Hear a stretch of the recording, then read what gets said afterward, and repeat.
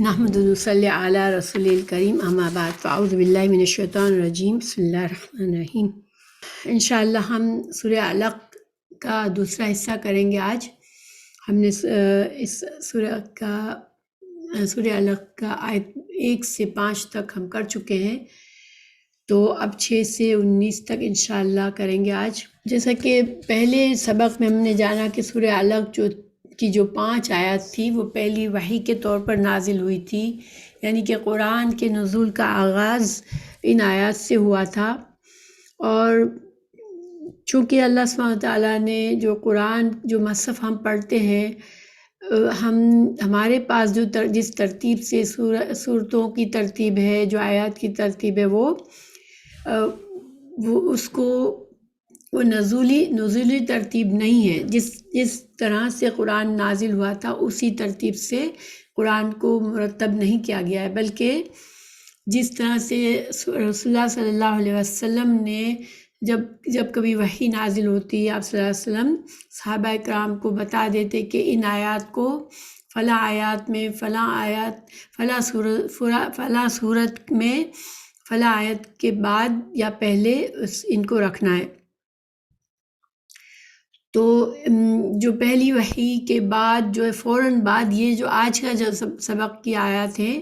وہ فوراً نازل نہیں ہوئی تھی۔ وہ پہلی وحی جو ہوئی تھی وہ ابتدائی خفیہ دور میں، یعنی کہ آغاز نبوت تھا۔ ابھی آپ صلی اللہ علیہ وسلم کو یہ حکم نہیں دیا گیا تھا کہ وہ لوگوں کو اسلام کی دعوت دے، لیکن پھر 3 سال تک رسول اللہ صلی اللہ علیہ وسلم جو ہے وہ ان کو آپ صلی اللہ علیہ وسلم کو حکم دیا گیا کہ خفیہ طور پر دین کی دعوت دے، اور خاص جو آپ صلی اللہ علیہ وسلم کے قریب ترین لوگ تھے جو قابل بھروسہ تھے، ان کو اسلام کی دعوت دی گئی تھی۔ اور ایسا کیوں کیا گیا تھا؟ دیکھیے مکہ جو تھا وہ جہالت کے دور میں بھی کوئی معمولی شہر نہیں تھا، کیونکہ اس میں خانہ کعبہ تھا، اور خانہ کعبہ کی وجہ سے ایک دین کا مرکز تھا۔ وہ جہالت کے دور میں بھی وہ دین کا مرکز تھا،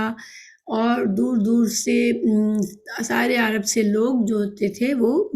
خانہ کعبہ میں آتے تھے۔ حج اور عمرے کے موقع پر وہاں پر حاجی جمع ہوتے تھے، اور پھر حج کے جو بھی مناسک وہ جاہلانہ طور پر وہ کرتے تھے، اور اس میں بازار بھی لگتے تھے۔ ایک طرح سے تجارت کا بھی یہ مرکز تھا، بڑے بڑے بازار تھے، اور ہر طرح کے سامان ہر جگہ سے یہاں لایا جاتا تھا اور خرید و فروخت ہوتا تھا۔ خانہ کعبہ میں بہت سارے بت رکھے ہوئے تھے، بڑے بڑے بت تھے وہاں پر۔ تو ایک طرح سے اس شہر کی ایک عظمت تھی ان کے ذہنوں میں، اس کو ایک مذہبی مرکز کے طور پر دیکھا جاتا تھا۔ قریش جو کہ متولی تھے کعبہ کے، ان کی بھی ایک شان تھی، کیونکہ وہ مہمان نوازی کرتے تھے حاجیوں کی، مکہ میں آنے والوں کی مہمان نوازی کرتے تھے، تو ان کا بھی ایک شان اور رتبہ تھا، اور لوگوں میں عزت اور وقار تھا ان کا بھی۔ اور یہی وجہ تھی کہ مالی طور پر بھی ایک طرح سے قریش کو کافی فائدہ تھا، تو ان کی مالی حالت اور ان کی جو عزت شہرت اور جو وقار قوت طاقت تھی، اس وجہ سے ان کے لیے نئے دین کو قبول کرنا، جس طریقے سے جس طریقوں کو انہوں نے اپنایا ہوا تھا، جو ان کے دنیا کے لیے بہترین تھا طریقہ، بہت سے فائدے ان کے تھے اس طریقے سے رہنے میں۔ تو رسول اللہ صلی اللہ علیہ وسلم کو خفیہ طور پر 3 سال تک آپ صلی اللہ علیہ وسلم نے جو مخلص لوگ تھے، جو قریب کے لوگ تھے، ان کو دعوت دین دی تھی۔ اب جو آج کی آیت کا تعلق ہے وہ تقریباً 4 یا 5 نبوی سال میں ہوا، جبکہ دعوت عام کا اعلان ہو چکا تھا۔ 3 سال کے بعد اللہ سبحانہ تعالیٰ نے رسول اللہ صلی اللہ علیہ وسلم کو دین کی دعوت کو عام کرنے کا حکم فرمایا تھا، اور اب چونکہ جب دعوت دین عام ہوئی تو ظاہر دشمنی اور مخالفت بھی اس کے ساتھ ساتھ شروع ہو گئی، اور وقت کے ساتھ ساتھ بڑھتی گئی۔ اور اس میں جو ابو جہل تھا وہ بہت ہی زیادہ سخت قسم کا مخالف تھا، اور بہت ہی طاقتور انسان تھا، اس کو اس امت کا فرعون کہا جاتا ہے۔ تو اب آج کی آیات میں اس کا رویے، اس کی طرف اشارہ کیا ہے اللہ سبحانہ تعالیٰ نے جن آیات میں اس کی سرکشی کی طرف اشارہ کیا ہے کہ کس طرح سے وہ رسول اللہ صلی اللہ علیہ وسلم کی مخالفت پر اترا ہوا ہے، اور وہ کتنا زیادہ اللہ کے خوف سے، اپنے آپ کو اللہ کے خوف سے بے نیاز اور بالا تر سمجھتا ہے کہ اسے اپنی طاقت کا کس قدر گھمنڈ ہے۔ تو اسی وجہ سے اب پچھلی آیات سے اگر ہم دیکھیں تو کیا تعلق ہے، کیونکہ مضمون کے لحاظ سے یہ آیات، حالانکہ ان میں 5 سال کا تقریباً نزول کا فرق ہے، لیکن مضمون کے لحاظ سے بہت ہی صحیح اس کی ترتیب ہے، کیونکہ پہلی 5 آیات میں اللہ سبحانہ تعالیٰ نے انسان کے تخلیق کا ذکر فرمایا کہ کس طرح کچھ بھی نہیں تھا انسان، اس کو ایک حقیر بوند سے اللہ تعالیٰ نے پیدا کیا، اور اس کے بعد اللہ سبحانہ تعالیٰ نے اس کو، اس کا رب ہے، اس کی پرورش فرمائی، اللہ تعالیٰ نے اس کو نشو و نما دیا، اور اس کو نشو و نما کر کے ایک مضبوط انسان کی حیثیت میں پہنچایا، اور پھر انسان کو دوسری مخلوق سے بالا تر اور اشرف بنایا کہ اس کو علم جیسی نعمت عطا کی، اور انسان کو لکھنے کی کا علم سکھایا، کس طرح سے علم کو لکھ کر انسان محفوظ کرتا ہے اور یہ آگے بڑھتا ہے۔ تو یہ اللہ سبحانہ تعالیٰ نے انسانوں کو، اس حقیر چیز سے بنے ہوئے انسان کو اللہ نے وہ عظمت دی، وہ علم سکھایا جو اسے علم نہیں تھا، وہ علم اسے سکھایا، اور اس کو علم کے ذریعے اس عظمت کے مقام پر پہنچایا۔ اس کے بعد آج کی سبق کا ہمیں یہ اندازہ ہوتا ہے کہ یہ انسانوں میں سے پھر بہت سے انسان کس قدر سرکشی پر اتر آتے ہیں، جب ان کو اللہ کی دی ہوئی طاقت سے وہ مضبوط ہو جاتے ہیں، اور ان کے پاس مال و دولت اور فراوانی ہو جاتی ہے، مال و دولت کی فراوانی ہوتی ہے، ان کے پیروکاروں کی تعداد بڑی ہو جاتی ہے، اور ان کو ایک عزت اور مقام ملا ہوا ہوتا ہے معاشرے میں، تو پھر اس میں وہ کیا کرتا ہے، وہ انسان کیا اللہ کا شکر گزار رہتا ہے اس وقت یا نہیں؟ تو اکثر لوگوں کو جو ہے وہ جب اللہ دنیا کی نعمتیں دیتا ہے تو وہ اس کے اندر تکبر اور خود پسندی پیدا کر دیتی ہے۔ تو اب آج کی آیت کو ہم دیکھتے ہیں۔ اللہ سبحانہ تعالیٰ فرماتے ہیں، اعوذ باللہ من الشیطان الرجیم، کلا ان الانسان لیطغی، سچ مچ انسان تو آپے سے باہر ہو جاتا ہے، ارآہ استغنی، ایسا کیوں ہوتا ہے؟ اس لیے کہ وہ اپنے آپ کو بے پرواہ یا تونگر سمجھتا ہے، وہ اپنی طاقت کے بلبوتے پر وہ سمجھتا ہے کہ میں اب اس مقام پہ پہنچا ہوں کہ مجھے کوئی پکڑنے والا نہیں ہے، میں جو چاہوں کروں، اور اس سے اللہ کا خوف بھی نہیں رہتا، اللہ کے خوف سے بھی وہ اپنے آپ کو، اللہ کے خوف سے بھی وہ بالا تر ہو جاتا ہے۔ پھر اللہ سبحانہ تعالیٰ فرما رہے ہیں کہ ان الی ربک الرجعی، یقیناً لوٹنا تیرے رب ہی کی طرف ہے۔ تو دیکھیں کلا، جو کلا کا لفظ ہے سے اس کے کچھ معنی کیے گئے ہیں، جیسے حقیقت ہے، یعنی کہ جب کہ اللہ تعالیٰ نے اس انسان کو کچھ نہیں تھا، اس کو وہ مقام اور رتبہ اور علم سے اس کو طاقت بخشی، تو پھر حقیقت کیا ہے، انسان کیا بن جاتا ہے؟ تو حقیقت یہ ہے کہ انسان جو ہے وہ اس ساری نعمتوں کو پا کر جو ہے وہ استغنا، خود کو غنی سمجھنے لگتا ہے، خود کو اللہ کی پکڑ سے بالا تر سمجھنے لگتا ہے۔ اور کلا کا دوسرا معنی کیا گیا کہ یہ ایک طرح سے ردع ہے، ردع کا مطلب ہوتا ہے ڈانٹ، ایک طرح سے یہ ڈانٹ ہے اس انسان کے لیے جو سرکشی پر اتر آتا ہے، اللہ کی نعمتوں کا ناشکرہ بن جاتا ہے، تو اس کے لیے ڈانٹ ہے۔ اللہ تعالیٰ فرما رہے ہیں ان الانسان لیطغی، بے شک الانسان جو ہے یہ اسم و جنس ہے، جو ہے اسم و جنس ہے، اور اس کا مطلب یہ ہوا کہ نوع انسان کی جنس، مگر چونکہ سارے انسان ایسے نہیں ہوتے، کچھ انسان اللہ کے دین کے علم سے پانے کے بعد جو ہے وہ ان کے اندر تقویٰ آ جاتا ہے، اللہ کا خوف آتا ہے اور وہ اللہ کی مرضی کے مطابق زندگی گزارتے ہیں۔ تو الانسان کو ہم اس طرح سمجھ سکتے ہیں کہ زیادہ تر انسان جو ہے ان کے اندر یہ وہ یطغیٰ کرتا ہے، یعنی کہ طاغی بن جاتا ہے، اپنی نعمت اور قوت کو پا کر سرکش بن جاتا ہے۔ اللہ یطغیٰ، البتہ وہ سرکشی کرتا ہے۔ طغیٰ کا مطلب ہوتا ہے کہ انسان جو ہے وہ طغیانی، جیسے ہم کہتے ہیں سمندر میں طغیانی آتی ہے، تو کیا ہوتا ہے کہ سمندر اپنی حدوں سے پانی آگے نکل جاتا ہے اور سمندر کا پانی خشکی پر آ جاتا ہے جہاں وہ اس کی حدوں سے باہر ہوتا ہے وہ۔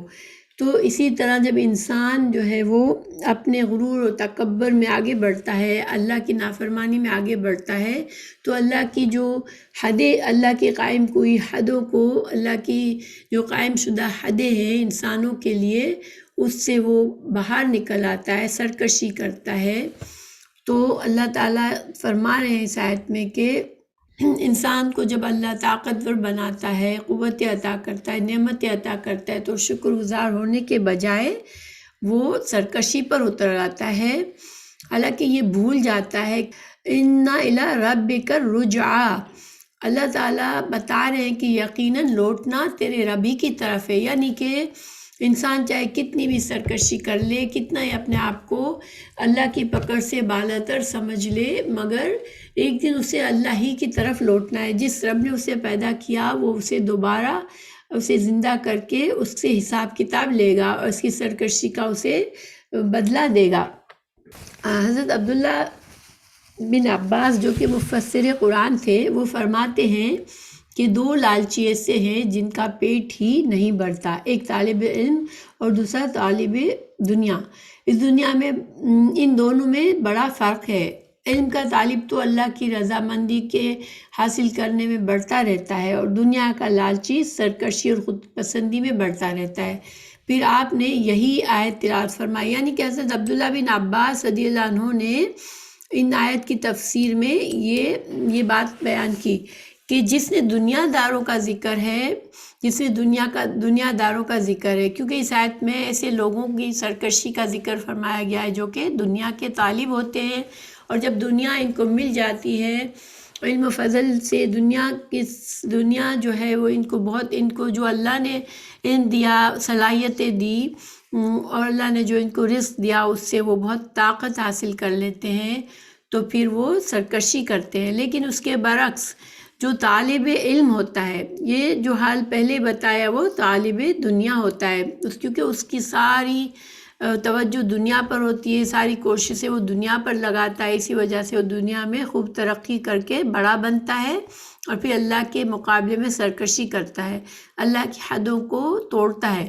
لیکن اس کے مقابلے میں جو طالب علم ہے، یعنی کہ جو انسان اللہ کے نازل کردہ وحی سے جو علم آیا اس کو سیکھتا ہے، دین کے علم کو سیکھتا ہے، تو اس کی فضیلت کیا ہوتی ہے کہ وہ اس کے اندر جو علم بڑھتا ہے اتنا ہی اللہ کا تقویٰ بڑھتا ہے، اور وہ اللہ کی فرما برداری میں آگے بڑھ جاتا ہے۔ اللہ تعالیٰ نے قرآن میں فرمایا انما یخشی اللہ من عبادہ علماء، کہ اللہ کے بندوں میں جو اللہ سے سب سے زیادہ ڈرنے والے ہوتے ہیں وہ علماء ہوتے ہیں، وہ لوگ ہوتے ہیں جن کو دین کا علم حاصل جنہوں نے کیا ہوتا ہے، تو علم حاصل کرنے سے ان کے دلوں میں اللہ کا خوف اور تقویٰ آتا ہے۔ اب آگے جو ہے اگلی آیت میں اللہ تعالیٰ نے اوپر کی جو آیات تھی وہ ایک طرح سے ایک جنرل ہمیں مقابلہ بتایا گیا، دو طرح، یعنی کہ ایک طرف تو اللہ کی نعمتیں انسان کو ملتی ہے اور انسان کچھ بن جاتا ہے دنیا میں، اور پھر جب اس بن جانے کے بعد جو ہے وہ جو لوگ دنیا طلب ہوتے ہیں ان کا رویہ ہمیں بتایا گیا کہ وہ سرکشی پر اترتے ہیں، اور اللہ تعالیٰ نیچے مزید ایک مثال پیش کریں گے، نیچے کی آیت میں آیت 9 سے ایک ایسے شخص کی مثال پیش کریں گے، اس کی طرف اشارہ ہے جو کہ جس کو اللہ نے بہت طاقت دی، بہت رتبہ دیا، اس کے بہت سے پیروکار ہو گئے. وہ ابو جہل تھا جو کہ مکہ کا ایک سردار تھا، اور وہ بہت ہی زیادہ رسول اللہ صلی اللہ علیہ وسلم کا دشمن بن گیا تھا. بہت ہی دین کی مخالفت اس نے بہت شدت سے کی تھی. تو اللہ سبحانہ وتعالیٰ اس کی طرف بتایا، اس کی طرف اشارہ فرما رہے ہیں ایک مثال کے طور پر کہ یہ انسان ایسا بھی بن سکتا ہے. ارأیت الذی ینہا، بھلا اسے بھی تو نے دیکھا جو بندے کو روکتا ہے. عبدن اذا صلی، جب کہ وہ بندہ نماز ادا کر رہا تھا. تو یہاں پر جو شخص نے روکا نماز سے، وہ مفسرین کہتے کہ وہ ابو جہل کی بات ہو رہی ہے کہ ابو جہل جو تھا اس نے روکا. آپ صلی اللہ علیہ وسلم کو عبد، اللہ کا بندے کے طور پر بتایا گیا. اللہ تعالیٰ نے اپنے پیارے نبی صلی اللہ علیہ وسلم کو جب بھی عبد کہہ کر فرمایا، یہ ایک پیار کا انداز تھا. آپ صلی اللہ علیہ وسلم کو خطاب کا اللہ تعالیٰ، آپ رسول اللہ صلی اللہ علیہ وسلم بھی اپنے آپ کو اللہ کا بندہ عبد کہنے میں بہت خوشی محسوس کرتے تھے. اور اللہ سبحانہ تعالیٰ نے بھی یہ لفظ بڑا پیار سے آپ صلی اللہ علیہ وسلم کے لیے عبدی، میرا بندہ، عبدنا، میرا بندہ، ہمارا بندہ، ایسے کر کے مخاطب آپ صلی اللہ علیہ وسلم کا ذکر فرمایا ہے. تو اللہ تعالیٰ فرما رہے کہ جب میرا بندہ جب نماز پڑھتا ہے تو یہ سرکش انسان جو کہ اللہ کی دی ہوئی رزق اور نعمتوں سے اتنا اپنے آپ کو بڑا سمجھنے لگا ہے، تکبر میں پڑ گیا ہے، وہ اللہ کی عبادت سے روکتا ہے، وہ اللہ کے بندے کو اللہ کی عبادت نہیں کرنے دیتا. تو اس کے بارے میں حدیث بیان کی جاتی ہے کہ رسول اللہ صلی اللہ علیہ وسلم جب مکہ میں خانہ کعبہ میں جب نماز پڑھتے تھے تو اس کو برا لگتا تھا، اور وہ اس کے لیے آپ صلی اللہ علیہ وسلم کو تنبیہ کرتا تھا کہ نماز یہاں پر نماز نہ پڑھا کریں آپ. تو اس کا انشاءاللہ آگے حدیث آ رہی ہے اس کے بارے میں. تو اللہ سبحانہ تعالیٰ نے ارأیتا جو ہے نا، ارأیتا ایک طرح سے ایک انداز ہے بات کرنے کا کہ تو مجھے بتا، یعنی آپ صلی اللہ علیہ وسلم سے جسے پوچھا جا رہا ہے بتاؤ، تم مجھے بتاؤ، کہ یعنی ایک تنبیہ کا انداز ہے. ٹھیک ہے، اس میں جیسے ہم کسی کو دیکھتے ہیں، کسی کو بہت زیادہ غلط کام کرتے ہوئے دیکھتے ہیں تو ہم کسی سے بڑے تعجب، حیرت اور تنبیہ سے کہتے ہیں کہ دیکھا تم نے یہ کیا کر رہا ہے، اس کی کیا جرأت ہے. تو یہ ایسا انداز ہے کہ دیکھا اس بندے کی جرأت کو، دیکھا تم نے کہ یہ کیا کر رہا ہے کہ منع روکتا ہے. میرا بندہ جب عبادت کرتا ہے تو یہ اسے عبادت سے روکتا ہے. تو آپ صلی اللہ علیہ وسلم کو مخاطب کر کے یہ بتایا گیا ہے. یہ آیت میں ارائیتا سے مطلب رسول اللہ صلی اللہ علیہ وسلم سے کہا جا رہا ہے کہ کیا تو نے دیکھا. اگلی آیت میں ارائیتا ان کان علی الہدی، تو کیا بھلا بتلا مجھے کہ اگر وہ شخص ہدایت پر ہو. اب اس میں او امر بالتقوی، یا پھر پرہیزگاری کا حکم دیتا. تو اس کے دو معنی کیے گئے. ایک معنی جو زیادہ عام ہے وہ تو یہی ہے کہ یعنی کہ رسول اللہ صلی اللہ علیہ وسلم کی طرف اشارہ ہے کہ رسول اللہ صلی اللہ علیہ وسلم تو اللہ کی دی ہوئی ہدایت پر تھے، اور نہ صرف خود ہدایت پر تھے بلکہ وہ دوسروں کو بھی پرہیزگاری کا حکم دیتے تھے. تو ایسے انسان کو اللہ کے ایسے فرما بردار بندے کو اللہ کے رسول صلی اللہ علیہ وسلم، اللہ کے مقرر کیے ہوئے رسول صلی اللہ علیہ وسلم کے ساتھ وہ اس طرح سے بدتمیزی سے پیش آتا تھا کہ آپ کو عبادت سے روکتا تھا. تو اور دوسرا معنی اس کا یہ بھی کیا گیا کہ بھلا دیکھو اگر وہ اس طرح کا، یعنی وہ شخص جو کہ روک رہا ہے آپ صلی اللہ علیہ وسلم کو نماز سے، ایسا کام کرنے کے بجائے اگر وہ ہدایت کو قبول کر لیتا اور وہ پرہیزگار بن جاتا خود بھی اور دوسروں کو بھی، تو اس کے لیے کتنا اچھا ہوتا. یعنی یہ معنی بھی کیا گیا ہے. اور دوسرا معنی جو زیادہ عام ہے وہ یہی ہے کہ رسول اللہ صلی اللہ علیہ وسلم کے بارے میں کہا گیا کہ جبکہ آپ تو ہدایت پر ہیں اور آپ تو دوسروں کو بھی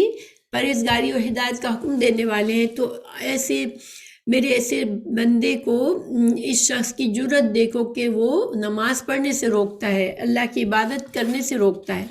پھر اللہ تعالیٰ فرما رہے ہیں ارائیت ان کذب وتولی، بھلا دیکھو تو اگر یہ جھٹلاتا ہے اور منہ پھیرتا ہو، علم یعلم بان اللہ یرا، کیا اس نے نہیں جانا کہ اللہ تعالیٰ اسے خوب دیکھ رہا ہے۔ تو اب اس کو تنبیہ کی جا رہی ہے کہ جو شخص جو ہے دین کو جھٹلاتا ہے، اللہ سبحانہ تعالیٰ نے جو جس دین کو بھیجا، رسول اپنے اللہ کے رسول کو جھٹلاتا ہے اور ہدایت سے منہ پھیرتا ہے، تو کیا اس کو نہیں پتا کہ کیا اس نے نہیں جانا کہ اسے اللہ کے پاس لوٹنا ہے،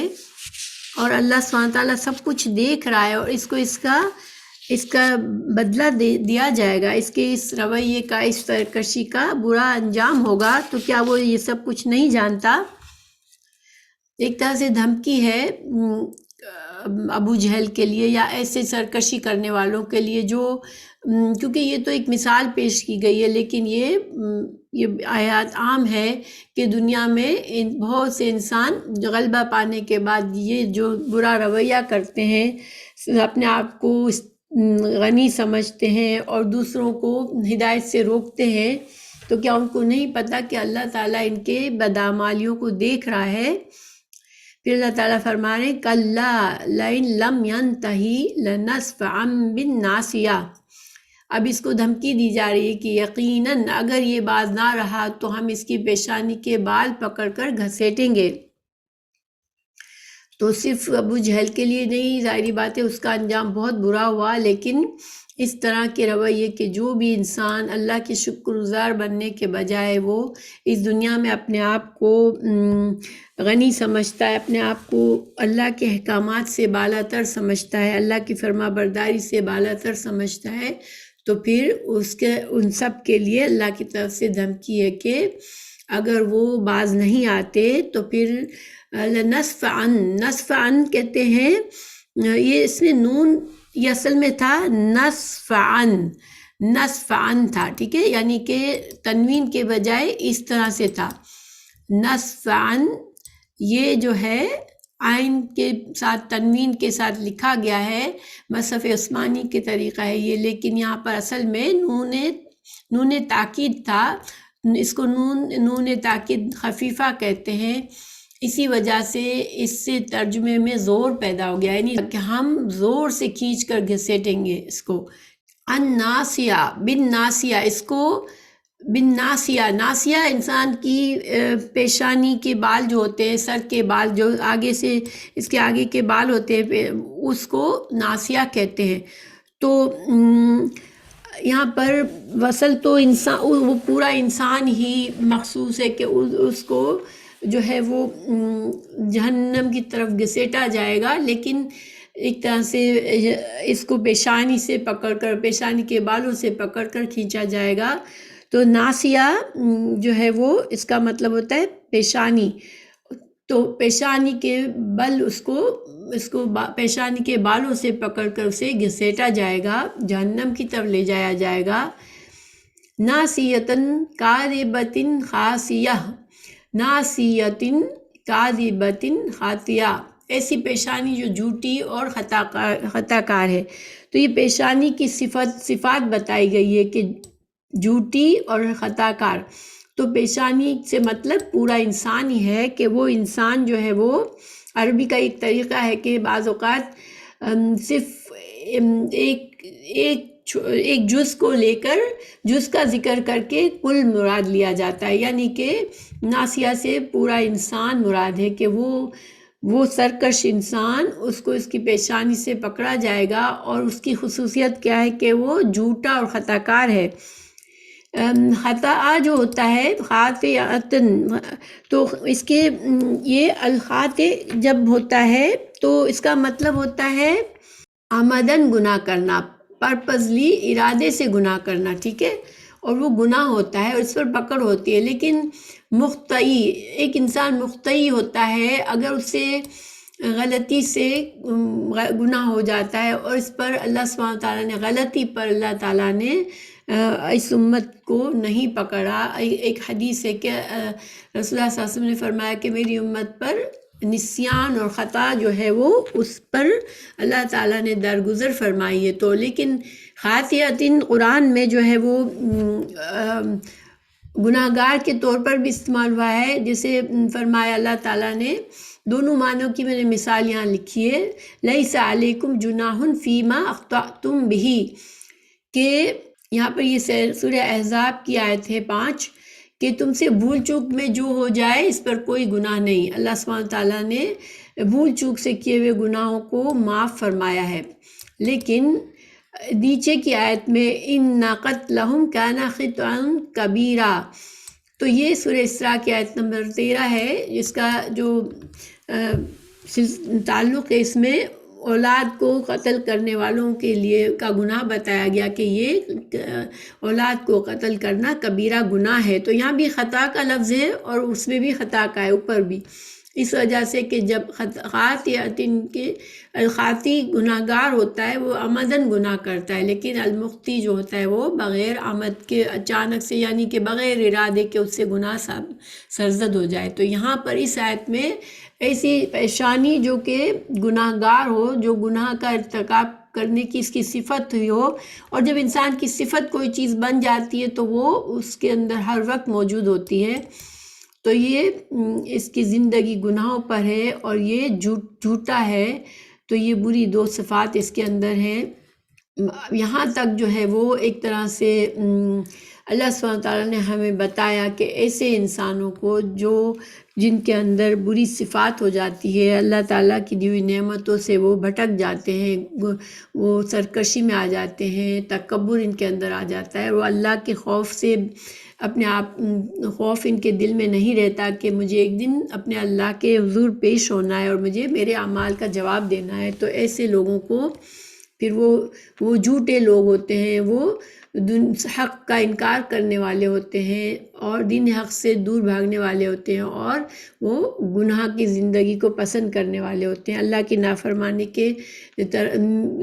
سے زندگی گزارنے والے ہوتے ہیں. تو اللہ سبحانہ تعالیٰ ایسے لوگوں کو عذاب کی وعید سنائی کہ ان کو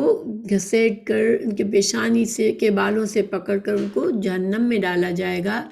اب آگے جو ہے اللہ سبحانہ تعالیٰ اگلی آیت میں فرما رہے ہیں، یہاں پر ابو جہل کی بات کا جواب دیا جا رہا ہے. تو اس کے بارے میں ترجمہ کے بعد وہ حدیث بتاتی ہوں. فَلْيَدْعُ نَادِيَهُ، یہ اپنی مجلس والوں کو بلا لے. سَنَدْعُ الزَّبَانِيَ، ہم بھی دوزخ کے پیادوں کو بلا لیں گے.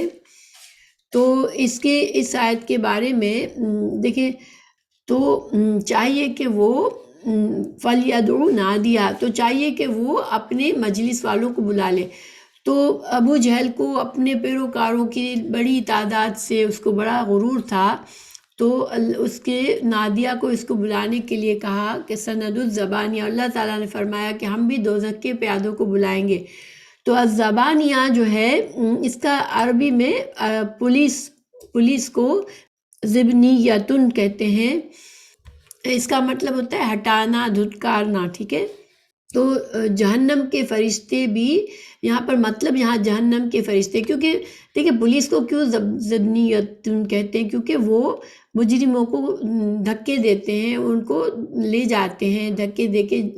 ان کو بند کر دیتے ہیں. تو اسی طرح جہنم کے فرشتے مطلب ہے یہاں پر کہ وہ بھی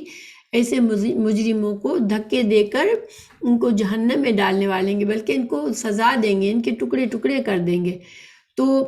یہاں پر یہ جو روکنے والا تھا جس کا ذکر ہے، جیسے کہ میں بتایا کہ ابو جہل ہے. یہ ابو ہریرہ رضی اللہ فرماتے ہیں کہ ابو جہل نے کہا کیا محمد صلی اللہ علیہ وسلم تمہارے ہوتے ہوئے اپنا چہرہ زمین پر رکھتا ہے؟ یعنی ابو جہل نے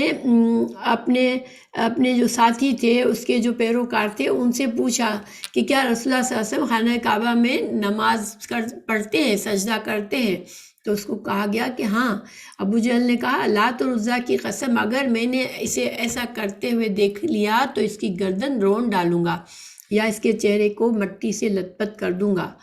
چنانچہ وہ رسول اللہ صلی اللہ علیہ وسلم کے پاس آیا. آپ صلی اللہ علیہ وسلم اس وقت نماز پڑھ رہے تھے. اس کا ارادہ آپ کی گردن کو روننے کا تھا. اچانک لوگوں نے دیکھا کہ وہ ایڑیوں پر واپس پلٹ رہا ہے اور دونوں ہاتھوں کے ساتھ کسی چیز سے بچ رہا ہے۔ اس سے پوچھا گیا تجھے کیا ہوا ہے؟ اس نے کہا میرے اور اس کے درمیان یعنی رسول اللہ صلی اللہ علیہ وسلم کے درمیان آگ کی ایک خندق ہے، بڑا ہولناک منظر اور پر ہے۔ تو رسول اللہ صلی اللہ علیہ وسلم نے فرمایا، جب اس نے یہ کہا تو رسول اللہ صلی اللہ علیہ وسلم سے پوچھا گیا تو آپ صلی اللہ علیہ وسلم نے اس کی وضاحت فرمائی کہ اگر وہ میرے قریب آتا تو فرشتے اسے ایک ایک عضو کر کے اچک لیتے۔ اس کے بارے میں دوسری بھی حدیث ہے جو کہ حدیث میں آتا ہے کہ نبی صلی اللہ علیہ وسلم نے خانہ کعبہ کے پاس نماز پڑھ رہے تھے، ابو جہل گزرا تو کہا اے محمد صلی اللہ علیہ وسلم، میں نے تجھے نماز پڑھنے سے منع نہیں کیا تھا؟ آپ صلی اللہ علیہ وسلم نے سخت دھمکی آمیز باتیں کی آپ صلی اللہ علیہ وسلم سے سخت دھمکی آمیز باتیں کی۔ رسول اللہ صلی اللہ علیہ وسلم نے بھی کڑا جواب دیا تو کہنے لگا اے محمد صلی اللہ علیہ وسلم، تو مجھے کس چیز سے ڈراتا ہے؟ اللہ کی قسم اس وادی میں سب سے زیادہ میرے حمایتی اور مجلس والے ہیں جس پر یہ آیت نازل ہوئی، یعنی کہ اس نے فخر کیا اپنے حمایتیوں کی تعداد پر، تو اللہ سبحانہ تعالیٰ نے اس آیت میں اس کو دھمکی دی۔ عبداللہ بن عباس فرماتے ہیں کہ اگر وہ اپنے حمایتوں کو بلاتا تو اسی وقت ملائکہ عذاب اسے پکڑ لیتے، عذاب کے فرشتے اسے پکڑ لیتے۔ یہ ترمذی کی حدیث ہے اور صحیح مسلم اور کے الفاظ ہے کہ اگر آگے بڑھ کر آپ صلی اللہ علیہ وسلم کی گردن پر پیر رکھنے کا ارادہ کیا تو ایک دم الٹے پاؤں پیچھے ہٹا اور اپنے ہاتھوں سے اپنا پاؤں بچاؤ کرنے لگا۔ اس سے کہا گیا کیا بات ہے؟ اس نے کہا میرے اور محمد صلی اللہ علیہ وسلم کے درمیان آگ کی خندق اور ہولناک منظر اور بہت سارے پر ہیں۔ رسول اللہ صلی اللہ علیہ وسلم نے فرمایا اگر یہ میرے قریب ہوتا تو فرشتے اس کی بوٹی بوٹی نوچ لیتے۔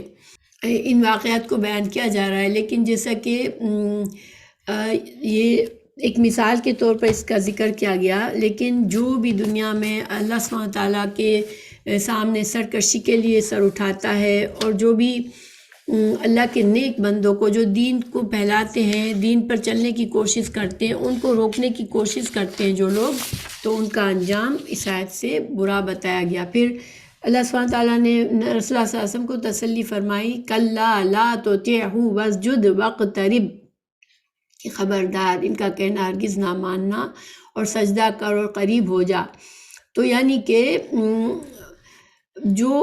مخالفت کرتے ہیں دین کی، جو نماز سے روکتا ہے آپ کو، تو آپ اس کی بالکل ہرگز نہ بات مانیں اور آپ اللہ کے لیے سجدے کرتے رہیں، اللہ تعالیٰ کا قرب سجدوں کے ذریعے حاصل کرتے رہیں۔